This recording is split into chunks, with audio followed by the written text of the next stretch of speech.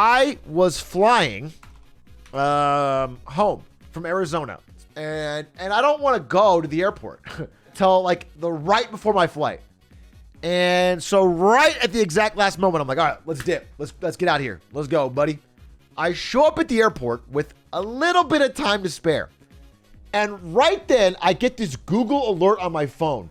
Southwest, this is yesterday, they canceled 1,800 flights at once. Now, I'm not flying Southwest, but the airport was fucking pandemonium. The security line is frozen. It's not moving. I'm stuck in the fucking security line. It goes absolutely not moving. And I'm like, okay, I'm probably not going to make it. I mean, the plane hadn't left yet. I actually got there. The plane hadn't left yet, but they were like, you're not getting on. And I'm like, the plane's right there. I can see the plane. Let me on the plane. They're like, no, bro, you're not getting. I go to the line where they're like going to give me a new ticket. And the line for that, we talk about miserable jobs. I don't think I've seen a person with a more miserable job than the two elderly ladies at their little computers who had to handle this gigantic line of people who all had their flights canceled or missed their flights. All they were doing is getting screamed at for hours. So anyway, I finally get to the front, and the first thing I say is like, hey, I was late. It's my fault. And her eyes like light up. Her eyes light up like I said, like I found your lost son or something. She instantly got me on the next flight. I didn't have to pay a dime, even though it was my fault. I had to pay $1. She booked me up. I got a window seat, which is what I wanted. And then I said, well, I was walking away and I turned back and I was like, hey, no first class? So I get out of that line and I still realize, okay, so now it's like 7 p.m.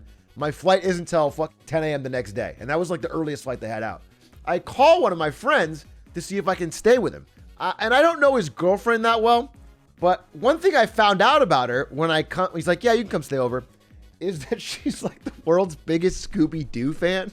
Over dinner, I find out that she's seen every single Scooby-Doo movie multiple times. The movie that she has chosen for tonight's viewing pleasure is fucking Scooby-Doo 2 Monsters Unleashed. The live-action Scooby-Doo sequel. The one quote they could find about it is, zoinks, this movie is awesome. Now, don't get me wrong. I've seen the first live-action Scooby-Doo and I actually kind of liked it. The first Scooby-Doo, I think, is a classic. This movie is not a classic. And no, it's not. Don't fucking capital D colon me, because you guys were fucking, you're like 12 years old now, and you were 8 when you watched it. This movie is absolutely terrible. It's so bad. Put it on right now. No, I'm not going to watch it again. It's not a masterpiece. It's not a bad take.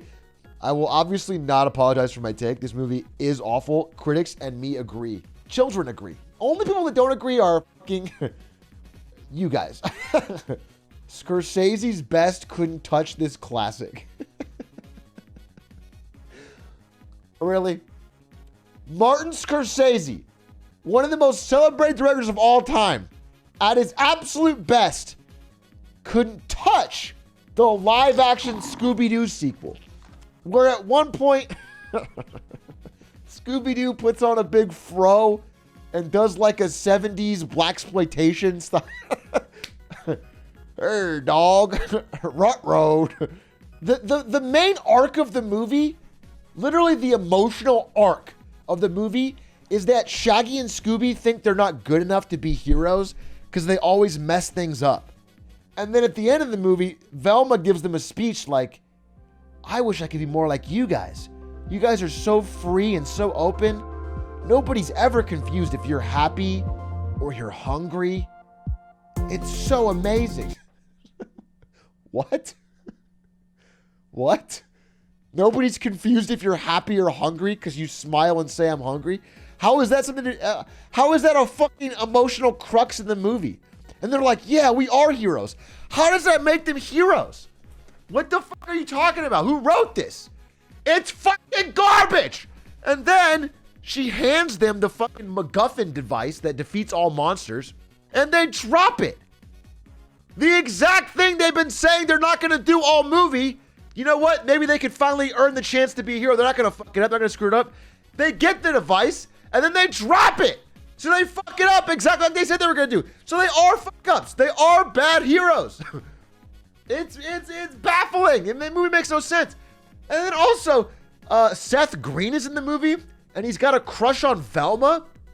By the way, I will say the Velma actress is very attractive. And I remember that being the case when I was a kid and watched the first one.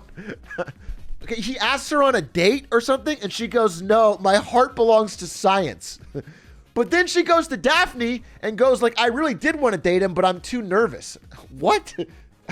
So why did you say your heart belongs to science? Just say yes to the fucking date. He's also a nerd. It didn't make any sense. It was stupid. Very stupid. Then Daphne's like, no, you should go on the date with him. She goes on the date with Seth Green. For some unexplained reason, she's worried about being herself, even though he already asked her out and said he loves science too.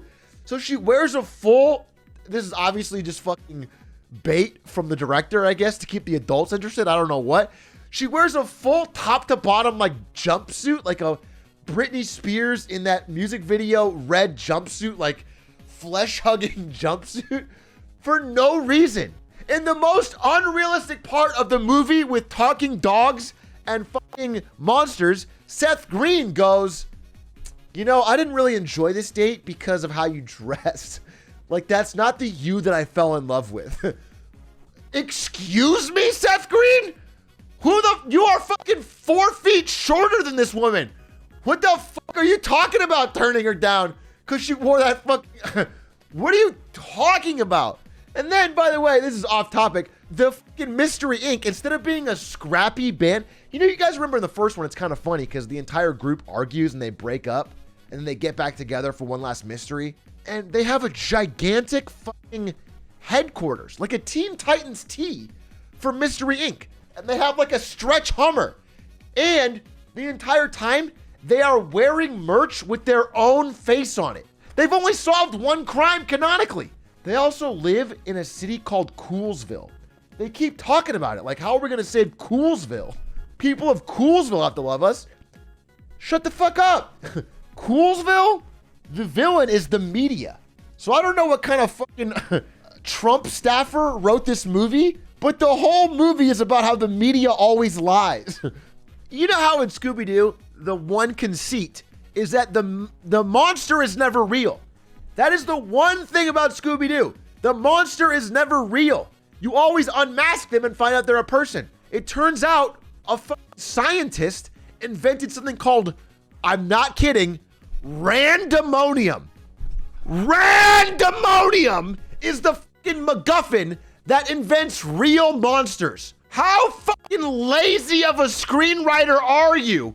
So at the end, they finally catch the villain and they tear off the mask and they realize it was the reporter all along. That would be bad enough, okay? They're like, oh, it was her. But then... For how is actually... The reporter's face was fake! There's a second level, and instead, it was this guy, somehow with a fucking voice changer, the original scientist?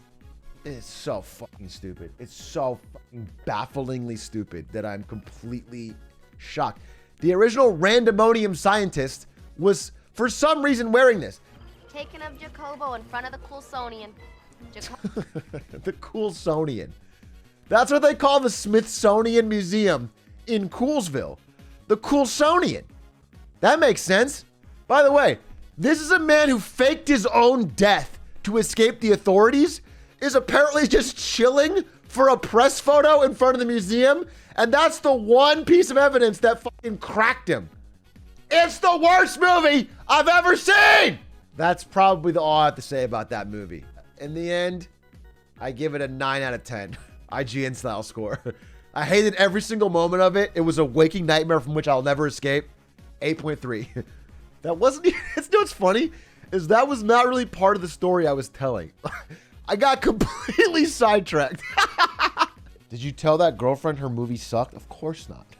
Although they both know about my stream, so they probably are seeing this right now. Hi, Min. Hi, Sierra.